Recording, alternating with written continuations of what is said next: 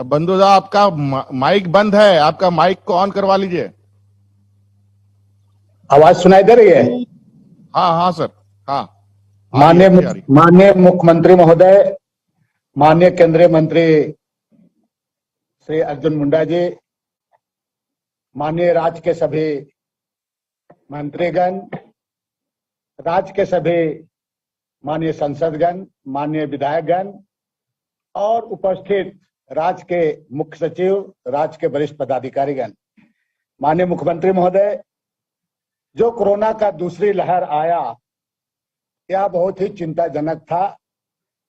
जो आरंभ में राजधानी में बेड या तो आपका ऑक्सीजन युक्त हो, वेंटिलेटर ये नहीं मिल पा रहा था, मगर आपके नेतृत्व में और आपके टीम, स्वास्थ्य विभाग, सभी लोगों का अथक प्रयास से आज राजधानी में जो बेड, ऑक्सीजन युक्त बेड, वेंटिलेटर वगैरह ये सारी चीज उपलब्ध हो गई है, ऐसा मैं महसूस करता हूं। मैं क्या, आपके कार्य को माननीय उच्च न्यायालय ने भी जो आपका प्रयास को सराहना किया है, इसलिए मैं भी इसके लिए आपके पूरे टीम को बहुत बहुत बधाई देता हूं। माननीय मुख्यमंत्री महोदय, हाल के दिनों में आपने इटकी में आपने निरीक्षण किया था, इटकी अक्षमा अस्पताल में, और वहां पर 100 बेड का कोविड वार्ड खोलने के बारे में आपने पदाधिकारियों को भी वहां पर निर्देश दिया था। अभी तक वहां काम आरंभ नहीं हो पाया है। मेरा आग्रह होगा कि इसका जल्द से जल्द सर काम हो, और साथ में जो अधिकांश हमारे तमाम माननीय संसदगण, विधायकगण भी, अभी मंत्रीगण का भी सुझाव आ रहा था मेन पावर का, अगर हमारा इटकी में भी अगर देखा जाए तो वहां कोविड सेंटर भी खोलने के बाद आज स्थिति बिल्कुल ही लोग मैन पावर नहीं है, इसलिए उसका सफल संचालन के लिए मैन पावर को विशेष रूप से हमको लगता है ध्यान देने की आवश्यकता है। मुख्यमंत्री महोदय, मैं कहूंगा कि देखिए पूरे प्रदेश में जहां तक मेरी जानकारी है कि जो मेन टेस्टिंग के बारे में लैब टेक्नीशियन हमारे प्रदेश में तकरीबन, जो मेरे पास आंकड़ा है 200 तकरीबन है, और आज जरूरत है पूरे प्रदेश में 2000 का, और हम जब तक इसको पूरा नहीं करेंगे, जब तक टेक्नीशियन हम नहीं बढ़ाएंगे तो टेस्ट हम लगता है सही तरीके से नहीं कर पाएंगे। इसलिए मेरा आग्रह होगा नर्सिंग का और ये जो लैब टेक्नीशियन का अनुबंध पर भी किसी भी हालात में इसको रखा जाए, ताकि हम इन लोगों को सही तरीके से टेस्ट का काम को हम आगे बढ़ा सकते हैं। मुख्यमंत्री महोदय, मैं एक सुझाव के रूप में देना चाहूंगा, जो हमारे बाकी साथी लोग बोल रहे थे कि गांव में सचमुच में अगर देखा जाए, अभी हमारे गांव में लगातार 2 दिन में एक दिन वाइफ हस्बैंड दोनों डेथ कर गया, उसके बाद में 4 वहां पर लाशें निकला। हमने तुरंत यहाँ पर सिविल सर्जन को कहा के वहां पर टेस्ट भी कराया वहां पर। मैं इसलिए इस बात को कह रहा हूं कि गांव में सचमुच में ये संक्रमण बढ़ गया है। इसके पीछे मैं कारण ये देखता हूं कि गांव में जो लक्षण पाए जाते हैं, जैसे सर्दी हुआ, खांसी हुआ, तो अमूमन गांव के लोग इसको कैजुअली ले रहे हैं। टाइफाइड बीमारी है, दवा वगैरह नहीं ले पा रहे हैं पूरा। आपने देखा होगा कि देश के बड़े बड़े हॉस्पिटल जैसे मेदांता हुआ, एम्स हुआ, उसके डॉक्टरों द्वारा समय समय पर सोशल मीडिया में कोरोना को लेकर के जागरूकता के संबंध में बताया जाता है।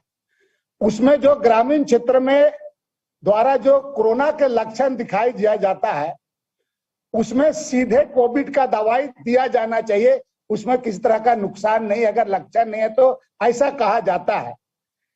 अगर संभव हो तो आंगनबाड़ी सेविका, सहिया, मुखिया के माध्यम से हर गांव का सर्वे करा करके हम लोग, लगता है कि अगर हो सकता है तो वो दवा को हम लोगों को देना चाहिए। जो मृत्यु दर आपका गांव में बढ़ते जा रहा है, शायद इस पर विचार किया जाना चाहिए कि जो लक्षण है, लेकिन लक्षण पर तो कोई दवा हम लोग दे नहीं रहे, और नतीजा क्या हो जा रहा है कि लोगों का मृत्यु दर आपका लोग का हर दिन बढ़ते जा रहा है। इसलिए इस पर हम लोगों को विचार करना चाहिए।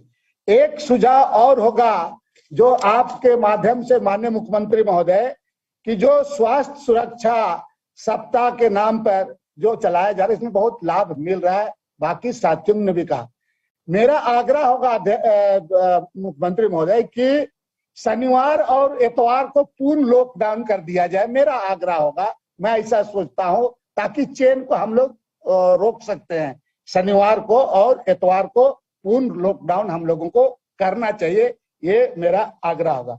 साथ में मुख्यमंत्री महोदय, जो तमाम जो माननीय लोगों का जो सुझाव आया, ये सचमुच में हमारे विधानसभा में 5 प्रखंड पड़ता है। 2 प्रखंड के डॉक्टर्स नर्स को सभी को मुख्यालय पर प्रतिनियुक्त कर दिया गया है। अब लोग जाएंगे भी तो कहाँ जाएंगे? तो जिन लोगों को जहां पदस्थापित थे जिस प्रखंड में, उन लोगों को अगर मुख्यालय में प्रतिनियुक्त किया गया है तो उनको वापस ले लिया जाए, चूंकि वहां लोग जा रहे हैं। अभी मैं प्रत्येक प्रखंड में 5-5 ऑक्सीजन युक्त बेड उपलब्ध तो करा दिया वहां पर, लेकिन ऑपरेट करने वाला कोई नहीं है। तो इसलिए मेरा आग्रह होगा कि ऐसे लोगों को आपका वहां पर वापस कर दिया जाए। उन लोगों को लापुंग ऐसे प्रखंड का दूरी आपका जो नीलकंठ मुंडा जी के से सटा हुआ तो तोरपा से सटा हुआ प्रखंड है, 70 किलोमीटर दूर पड़ता है। और ऐसे रांची आने में, और ऐसे मगर वहां से आएंगे तो निश्चित रूप से इसे नुकसान होगा, इसलिए उनको वापस कर दिया जाए।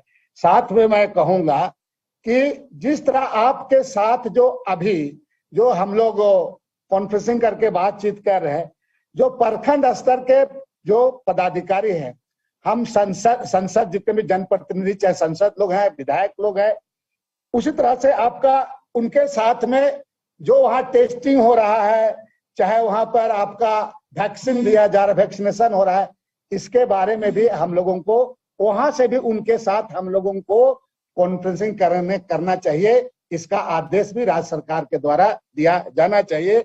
और आपको 2020 में जो कोरोना फर्स्ट लहर आया था मुख्यमंत्री महोदय, उस समय आपने देखा होगा कि क्वारंटाइन का व्यवस्था बहुत तरीके से था, पूरा बड़ा था। उस पर गांव के सारे लोग, हर तबके के लोग, पहान पनबोरा से लेकर हर लोग, पूरा गांव के सभी जाति धर्म से ऊपर उठ करके क्वारंटाइन को विशेष रूप से ध्यान दिया था। और नतीजा क्या हुआ कि चेन तोड़ने में हम लोगों को सफलता मिला था।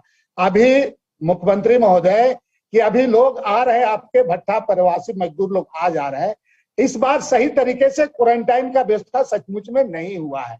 इसलिए ये जो हम जनप्रतिनिधि और प्रखंड के जो प्रशासनिक पदाधिकारी हैं, मिल करके इसको हम लोग को तुरंत से तुरंत करना चाहिए। इसलिए कुछ ऐसा आदेश आपके द्वारा निर्गत किया जाए ताकि हम लोग जो क्वारंटाइन का व्यवस्था है उसको सही तरीके से कर सके और इसका चयन को तोड़ा जा सकता है।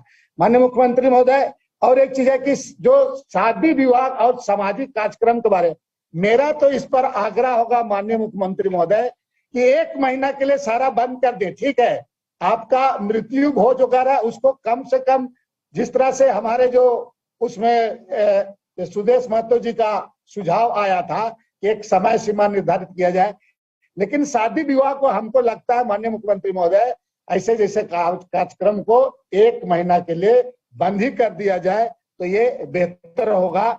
और हमको लगता है लोग इस पर जरूर सुनेंगे, यही मेरा आपसे आग्रह है। साथ में आखिरी मेरा आपसे यही आग्रह होगा अध्यक्ष महोदय कि बाजार हाट में पूरे तरीके से थोड़ा सा उसको निगरानी रखा जाए। मास्क वगैरह, अगर मास्क नहीं है तो गमछा लगा के, नाक मुंह में लोग गमछा लगा कर रहे, इस पर निगरानी रखा जाए। और आखिरी में एक आग्रह होगा, जो स्थिति है अभी, ये जन वितरण प्रणाली वाले दुकान वालों को, इन लोगों को थोड़ा राशन वगैरह बांटने में कोताही ना करे। और मेरा आपसे अपील होगा कि विधवा और वृद्धा पेंशन को जल्द से जल्द रिलीज कर दिया जाए माननीय मुख्यमंत्री महोदय, क्योंकि विधवा और वृद्धा लोगों को काफी कठिनाई हो रही है। आपने जो आयोजन किया और लोगों, हमारे तमाम माननीय लोगों से विगत 2 दिनों से आप चर्चा कर रहे हैं, आगे भी कल भी शायद चर्चा करने वाले, बहुत अच्छा आपका प्रयास है। मैं पुनः एक बार आपको, आपके पूरे टीम को ढेर सारे धन्यवाद देता हूं, बधाई देता हूं। धन्यवाद, जोहार। जोहार। धन्यवाद सर। अब मैं आमंत्रित करना चाहूंगा माननीय विधायक जगन्नाथपुर श्री सोनाराम सिंकू जी को वे अपने विचार रखें। माननीय विधायक जगन्नाथपुर।